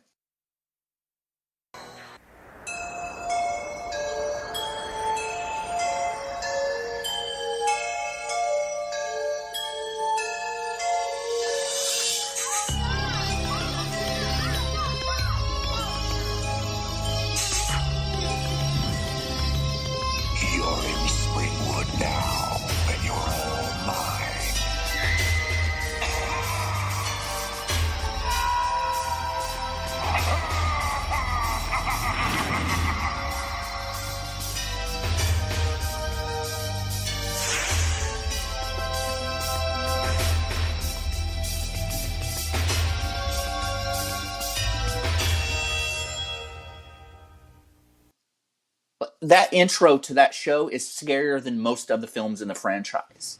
No, I'm not saying all of them, but I mean, that intro to that series is way scarier than fucking anti-abortion Dream Child. I don't know. Tales from the Dark Side opening is the scariest television opening of all time. Oh, no. I'm not arguing that. I'm saying as opposed to like the later films in the Nightmare on Elm Street series. But also, from that pilot, you thought you were getting something different. You got Freddy's origin story directed by Toby fucking Hooper. Toby Hooper. You know what I mean? Like, with Robert Englund returning. And it's not a good... It's not that quick note on that. Yeah, actually, quick note on that. I just saw an article today that said actually Steven Spielberg directed the pilot. Dude, you're going to get that Twitter account coming after you hard. Yet again. You know what? I'm here for this kind of rabble-rousing and venom. I like this. No, there's. I'm sorry, Jerry. I didn't. No, it's okay. I didn't mean to knock you off track. It's okay. There. No, I don't know if you guys know, but there's a Twitter account that any mention of Steven Spielberg and Poltergeist, they'll jump at you like Toby Hooper. No, Toby Hooper. But no, you get a pilot, Freddy's origin story directed by Toby Hooper, to where you watch that pilot and you think you're going to get a new Freddy story every week, and what you get is basically like Tales from the Crypt. Well, yeah. Which, I mean, there were a lot of bad episodes, but there were some real gems in that one. And there's a lot of like big stars that got to start with that show. I never watched Freddy's Nightmares because in my market, it aired about midnight, like after Saturday Night Live on Channel 50, which would have been WPPWR, which has shown a lot of this. They showed War of the Worlds. They showed Superboy. They showed nice. Star Trek The Next Generation. But yeah, I remember watching... The first one I remember watching was the one where the kid was bleeding from his head. I think he was already dead, but he didn't know he was dead. He was like shot. He was shot at like a burger joint. Yeah, something like that. And I remember that was the only one I watched. I fell asleep halfway through it because it was fucking midnight. And just never stayed up late enough to watch it ever again. I would watch this. It was like Channel 68 in Boston. and it was this, and then the Friday the 13th, the series back. Yeah. That aired on For a Channel while. 50 at like 5 in the afternoon on Saturdays. But that was a little more They have- tame than They Freddy's have Nightmares. some really interesting episodes of Freddy's Nightmares. I remember there was one, if I remember correctly, there was one that I was freaked out about like as a kid, but now it's kind of silly, where this guy worked at a pizza joint, and I think bullies came in or something like that, so he started chopping them up and putting them in the pizzas. Oh, Jesus. But like And Freddy, again, like 5 Robert Englund o'clock. camped it up so hardcore for these episodes that I feel like it was like what Alex said at the beginning of this episode, to where in the later sequels we got a little too much of that camp. Yeah. I would agree. And I think it was like by and we're going to talk about Dream Child next week. I think by that time it was like too much of a good thing. You know, it kind of overstayed. And I will still like watch Dream Child, and I find it really entertaining. I love Freddy's Dead. My feelings on New Nightmare are well documented. I think that it takes itself way too serious. Although I have a growing appreciation for it. As the movie goes on, it gets a bit stronger as it gets a bit more surreal. But like these movies are still like Mike, like you had said, like there's so much imagination in them that you can't help but enjoy them. All right, it is very late here. It is very late where you are, Alex. So why don't we let you out of here? But before you go, tell us a little bit about what you have coming up. Tell us about your films that we can watch right now and what you're doing creatively during COVID to kind of stay active, or how that's put a damper in what you're doing. Well, you can watch Follow the Crows. My first film is available on Amazon Prime, which you can watch that for free if you've got Prime membership, and tell me how much you hate it. You can watch... You can, hopefully, I've got a tentative date for Onus now, actually, release date, with the distributors, High Octane Pictures. That should be coming out on the 1st of December. So that will be quite exciting, and that will be available in stores and all of that bullshit. And then you can watch that and tell me how much of a genius I am. It's one of the two extremes. It's either just a shit film or the best movie ever. And in terms of what I've been up to during COVID, I've been writing a few scripts, trying to sort of get things done that I thought I could do in lockdown. I was writing a Zoom based horror movie, and then Host came out. So that was depressing. So maybe you could do that, but actually have it be entertaining. I enjoyed it. It was fun for what it was. Well, for what it was a steaming... I'm kidding. But I do feel like that's done now. So trying to figure out something else to do. But I mean... Twitter horror film? A what? Twitter horror film. It already is. I just have people log on Twitter and pay me for it. So here, actually, I do want to ask, and I'll say this about Host. Like, I just heard the director Rob Hunter on Scarred for Life recently, and it does make me want to go back and rewatch the movie because he's so likable that, like, all right, maybe I just missed the boat. I'll give it another rewatch because it's something where, like, I want to see him make more stuff because he comes off like really likable and knowledgeable. So listeners, go and check out that Scarred for Life podcast episode. But Alex, what do you think of this idea of like movies not having to be like 80, 90 minutes? Like one nice thing about Host comes in at less than an hour. And now that you have all these like streaming platforms and not Quibi, we don't want to do Quibi, but like, but what do you think of this idea of like the story is the story no matter how long or short it is? I quite like it. I think it's something that only really works thanks to streaming platforms. But it would also be quite nice to maybe see like the return of the double bill, but for these shorter movies. I mean, I like it, and I think it's a way, especially if you're doing a return of a double bill to like theatrical releases as well. It's a way to get smaller movies out there. The shorter the movie is, in theory, the less it costs. and then the more you're going to make back from it. So maybe that'll help as well. I definitely think it will be useful in terms of sort of the creative aspect of filmmaking to just be allowed to have your film be as long as it needs to be, because there's a lot of filler out there at the moment. More often than not, I find myself watching more recent movies and going, this feels like it's been added in to pad out the runtime, Yeah. I hear you there. All right, Alex, thank you so much for... And where can our listeners find you online? You can find me on Twitter at Alex Secker, and you can read my blog on alexsecker.com if you want. That'd be cool. All right. Why don't you go to bed? I will, and I'll have try not to have nightmares, any nightmares. Yeah. And next time we have you on, what we're going to do is we're going to record at 9:00 in the morning your time, so that like it's 6:00 here and 3:00 in the afternoon Jerry's time, or 3 in the morning Jerry's time, to make up for tonight. All right? That's all right. No worries. All right. Can't wait to have you back on, man. Thank you. All right, Mike. Tell us a little bit about the Music Box of Horrors. We're going to have 31 days, or 31 nights, rather, through the month of October at the Chicago Drive-In in Pilsen, which is a neighborhood on the south side of Chicago. We're going to have double features on Friday and Saturdays, and Sundays we're going to have something special going on as well. Had a great talk with the programming team, and you can expect some populist choices, but don't worry, you're going to get a lot of surprises, some guests, some fun events. I think it's going to be a really good time. So if you're in the Chicago area, get a car, find a friend who has a car, find a way to make it out to this thing. Well, I was working with the Music Box on Cinepocalypse earlier this year.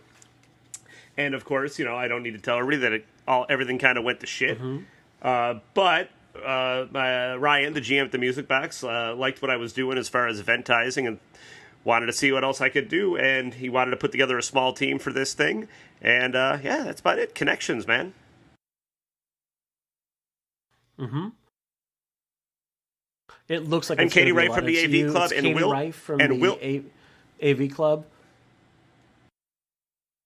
who her work on horror, her writing on horror is so good. I always love reading her stuff. And what's going on with Halloweenies? Like, you guys have recently started the Patreon, and it looks like you're kicking franchises to the curb after Friday the 13th.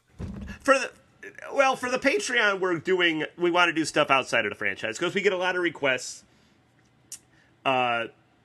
for stuff that one-offs, or maybe there's only 2 movies, or then there's only 3 movies, and the Patreon's kind of a perfect way to do it. So we have the Near Dark episode, which I won't be on, but I will definitely be listening to. And Mike Rothman and I are going to be doing an audio commentary for one of my favorite horror comedies, An American Werewolf in London. That's my all-time favorite movie. Yeah. It's one of my... Yeah, that's my all-time favorite movie. 1981 werewolf movies, I go with American Werewolf over to Howling. And I love The Howling, but no. Like, my 40th birthday...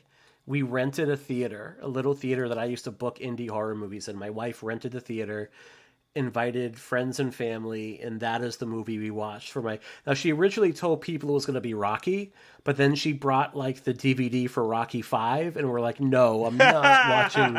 So we pulled an Audible and did... For my non-horror loving friends and family, they were disgusted, but it's my all-time favorite movie. The clicking sound you hear is me firing an email to Rothman, reminding him I'm part of the Consequence family, and I'm elbowing my way into that.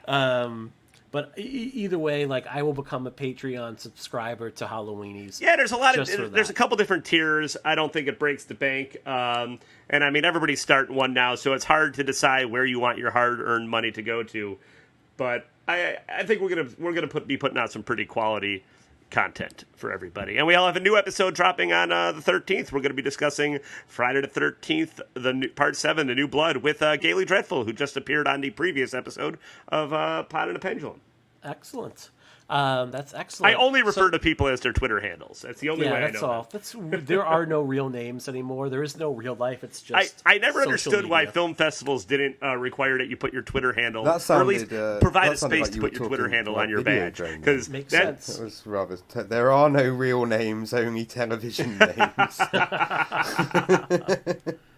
There you go. That's really it at this point in 2020. What else did I have to ask you? I forget, so fuck it. All right. How are the bars in Chicago at this point? You know what? Where I am, we're fine. We're still not letting. I am in the suburbs. My bar is in the suburbs of Chicago, so we are allowed, because there's different rules throughout the state.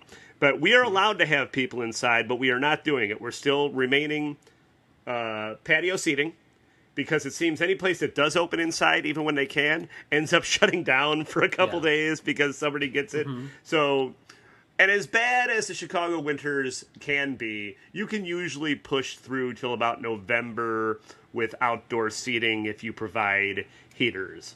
Mm-hmm. And people still smoke, so people still like to sit outside. Okay. So we're doing fine. So the crowds have been good. Everyone's been pretty understanding. They've gotten better. I don't have to fight with people about putting the masks on. Good. Excellent. Yeah. Well, you're always welcome back, dude. And dude, I love coming on this show. It's always so much fun. This show rules. And like I think I've said this before, like, we're determined to take Halloweenies down from within, since we have such a overlap in what we do. But no, I really enjoy what you guys are doing. Like, when a new Halloweenies episode drops every month, like, it's the first thing I listen to. It's really fun. And I think having you and Gerber being back after missing a lot of the Elm Street episodes, like, it's brought it to another, like, really fun level. I can't imagine doing the show without Gerber, because I think he's such a perfect host. Yeah. The amount of research he does, and the ability to steer that fucking ship sometimes is impressive. Yeah, you guys are much more structured than we are. We are much more like fucking Animal House here. You need different things. I've been on podcasts that are structured, that are dull. I've been on ones that are loose, that are boring, or that are exciting. Mm-hmm. You never know what you're gonna get. Yeah. But I can always count on me at Halloweenies for some adult cinema trivia and some music trivia minutia. And we've had guests that are like, so what's the format? It's like, we're pretty loosey goosey. Formats are. Fuck that. All right, Jerry, how about you, my friend? We talked about that Tony Todd interview that was out later this week, but what's coming up for you, my friend? I have a lot of writing I'm doing. I was hired to write a piece on the gray areas of friendship found in Point Break, so that's fun. I have another Catherine Bigelow. Right, joint. I have a piece on ginger snaps that I was asked to write. Other than that, I'm currently scoring this really awesome film called Visions of Sonia Green. I think I've said it before. It's like David Lynch doing Cormac McCarthy. It's so fucking weird, but I'm having such a blast doing that. I have a new EP that just came out recently called Submission Tracks. Check it out. It's Twitter is @officialrdfg, Rainy Days for Ghost. It's pretty kinky. It was going to be called Audio Sex Tape for a very specific reason if you listen to the last track. So, yeah. My interest is piqued. Give it a listen. Tell me what you think. But other than that, that's what I'm doing. So for our listeners, for me, by this point, the latest episode of Psychoanalysis out. Jen, Laura, and I break down 2012 Sinister. We talk about Sinister and paranoia, and we spend a lot of time talking about Ethan Hawke and his sweater. So if that gets your fancy going, definitely give that a listen. Our next episode will be on The Burbs and Fright Night, again with a continuing theme of paranoia. That show has been a lot of fun to do. You can get that over on consequence.net, or you can find it anywhere you get your podcast. For us, we do have a Patreon. We ask you go there, go to patreon.com, Pod and the Pendulum. Tiers start at $2, and that gets you a bonus episode every month. It gets you into our Slack channel. I'm going to probably start doing some more mini episodes over there. People seem to really like the end of these shows where you hear Ada and I talk about the Elm Street movies. So we might do these like 20-minute mini pods together and just throw them in the Patreon for listeners. We're putting all our Elm Street bonus content up there for listeners first before we combine it to a one large episode. So, we think we are well worth your $2 investment. And I know the show is free. It always will be free, but I'll say this. If you don't give us $2 a month, you're a freeloading son of a bitch. And I will eventually... you should be ashamed of yourself. You're worse than Hitler as far as I'm concerned for not giving us all right, that part we'll edit out. That part we'll cut. That's a little bit extreme. Also, really quickly, we said this in the last episode. Really Terry. quickly, we said this in the last episode, and I'll say it again. Tomorrow we're recording a chat with Alice herself, Lisa Wilcox, Yes. which will be our Patreon's subscribers will get to hear that first. But after we get all these Elm Street alumni interviews, we're going to compile them into one big episode that everybody can hear. So look forward to that. I know we keep saying all these, but everyone keeps saying no. They're like, yeah, We have a few in the works. We got a few in the works. But all right, listeners, we'll be back next week with The Dream Child. I am not sure who's guesting on that. I got to reach out and confirm. But we do, I think, have a couple people lined up. We hope you've enjoyed these 2 parts on The Dream Master. I think this is a really fun discussion, and I think the 2 discussions we have were kind of flip discussions. They couldn't have been different from one another overall, but really enjoyable 2 episodes. We'll be back with The Dream Child. I have no idea what we're going to do after we're done the Elm Street series. I feel like I'm going to just crash because these have been my favorite movies to talk about, and I hope you guys have enjoyed them, listening to them as much as I have had in kind of putting them together. So until next week, don't fall asleep. From bad to verse. People say I'm crazy mad, but you see, I've got a curse. Because when I'm good, I'm very bad, and when I'm bad, I'm worse. Don't miss the most misunderstood ghoul in showbiz on Freddy's Nightmares. Saturday nights at 10 on WKZF, Channel 68. Hey everybody, I am back with Ada Snoonian. Hi. How are you? Good. All right, so what are we going to talk about today? Because we talked about Freddy, the Dream Master, last week. So what do we have this week? We are going to talk about Freddy's TV show, Which was called Freddy's Nightmares. Ran for 2 years, I think in 88 to 91. So the episode we're going to talk about is included on the Nightmare on Elm Street Blu-ray collection. Watch your finger, honey. I don't want you to cut yourself there in that pin.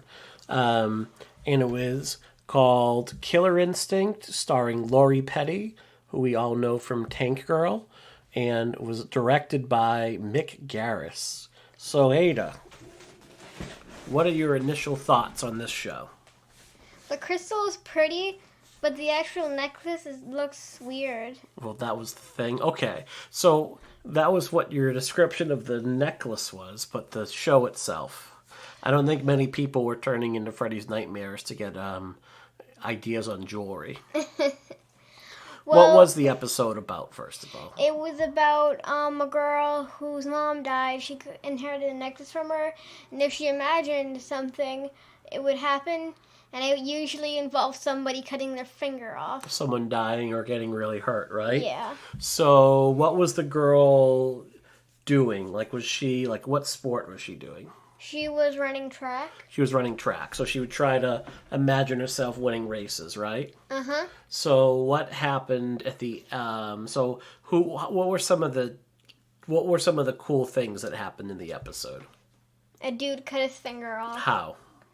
Well, he was making bologna, I think, and then while he was cutting it, he cut his finger off. And he was a really gross dude, right? Yeah. I don't want to look at him. He was being a dirty pervert and saying disgusting things to the girl, so she imagined him cutting his fingers off, right? Uh-huh. And then what else happened? There was a teacher that was being a jerk.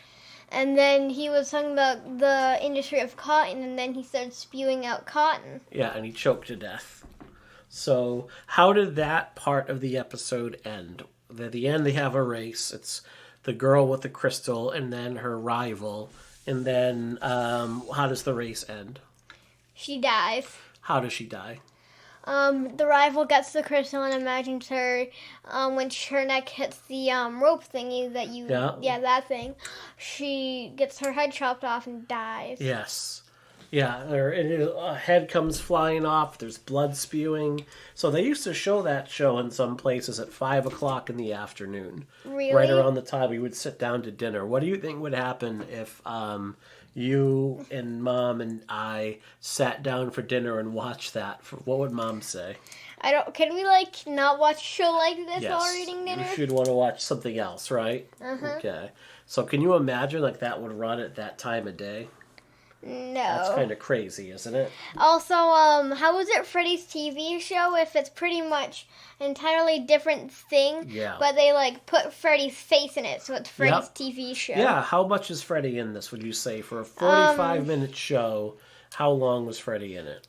I'm going to say about 3 minutes. Maybe 3 minutes if we're even lucky. I thought maybe a minute and a half. And, he's only there, so, so it's Freddy's TV show? Yes. He would just tell and that's what almost all of the shows were like. There wasn't a lot of Freddy in them. There was maybe a few episodes where he's in them a bit more, but usually he would come in and he would introduce it, and then he would come in the middle, and then he would come in at the end, and he would tell some bad jokes. Yeah. So, and what was the second half of the show? The second half was the girl from the first one that lived. And I guess she's the main character now. Yeah, and then... And, Nikki, we get to see Nikki's face as she's dead. Yeah. And the first time I saw it really, not when she was being all creepy, just avenge my death. Yeah. Boy. And, she comes in and she's holding the glass of wine, I think. Mm-hmm. Her face is terrifying. It's like a zombie face, right? No, her eyes are just... Yeah. Pretty scary stuff. Yeah. So, yeah, it was pretty spooky stuff, right? Uh-huh. And then that one ends with the girl beating the death out of her boyfriend with the trophy, and blood flies everywhere. While screaming, "I'm a winner." Yes, so screaming, "I'm a winner," over and over again. So, do you think this show was good or bad? It was, I think it was, I liked watching it, but it wasn't really good. Would you watch it every week?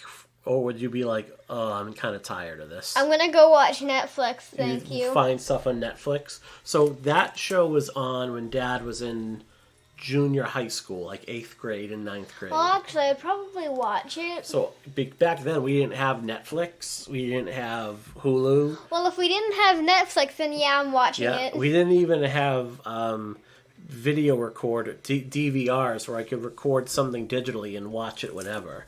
So I had a TV that was smaller than this laptop screen. It was about the size of a loaf of bread. It was portable.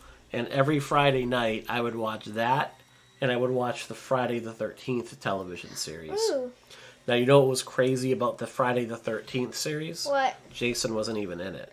What? I know. It was... At least with the Freddy one, they included Freddy. At least Freddy shows up a little bit, right? Yeah. So in the Friday the 13th series, it was about these people that own an antique store. And the antiques are all cursed by the devil. And they have to go and find all the cursed items. What does that have to do with Friday the 13th? It has nothing to do with it, except the people that owned the name of it thought it would be fun to make a TV show and trick people into watching it because they thought Jason would show up. Okay. And they would make money. So I would watch that and Freddy's Nightmares every Friday night. Yeah, and that was fun. But what do you have now? There's so many more shows, aren't there? Yeah, I would definitely watch that. But if there wasn't, if it wasn't, on Netflix, I'd probably watch something else and maybe watch that from time to time. Yeah. It wouldn't be your favorite thing to watch? No. Usually when you watch a show, you'll, watch all of it all in a row until you're done with it and then pick a new show. You think you might have done like a couple episodes and then been like, I'll come back to this later. Uh-huh. So what was the anime you were watching the other night? Death Note. What's that about? It's about a dude who randomly sees a note falling out of the sky, and he's like, that's funny, notes aren't supposed to fall out of the sky, so he picks it up, and there's some instructions saying that if you write somebody's name down while thinking of their face, they will die. Mm-hmm. And then he sees a demon who really likes apples. Okay. Why does he like apples so much? It doesn't say. No? So how much of that have you watched so far? I think 30 episodes. You've watched 30 episodes? Oh my goodness. I thought you just started watching it. You have no idea how many episodes I can watch in a day, Vin. Oh then. my god. Well, you've been not watching as much TV lately, though. You've been more reading and going on the trampoline. Uh-huh. Oh boy. Are you watching it at night when you're supposed to be in bed on your Kindle? No. Are you sure? Yeah. Do we have to lock your Kindle and switch up at night? Because you start school in like a week, so you're going to be in for a shock when you're not up so late and you have to go to school. I'll just suffer. Yes, you're definitely going to suffer. Like Dad and Mom have suffered for years. So what would you rather watch? Freddy's Nightmares or Death Note? Death Note. All right, so that was a lot better. What else would you if you wanted to recommend a spooky show to watch for Halloween season, what would you recommend people right now? What would I recommend? Yeah. Lock and Key. What's Lock and Key? It's a show about magic keys. Yeah. And once you get older, you forget about the keys. Mm-hmm. And also there's a demon lady who wants your soul and will kill you to get the keys, but she can't physically touch you or try to grab the keys from you. So she does things like summon rings of fire. Excellent. All right. Well, any final thoughts about Freddy's Nightmares before we sign off for the week? No. Nothing? Okay. Well, that show left a real impression on you, Ada. You can see how much you liked it. So next It was okay. Yeah, it was just okay. All right. So next week, you and I will be back to talk about A Nightmare on Elm Street 5, The Dream Child. Okay. All right. Bye. Bye.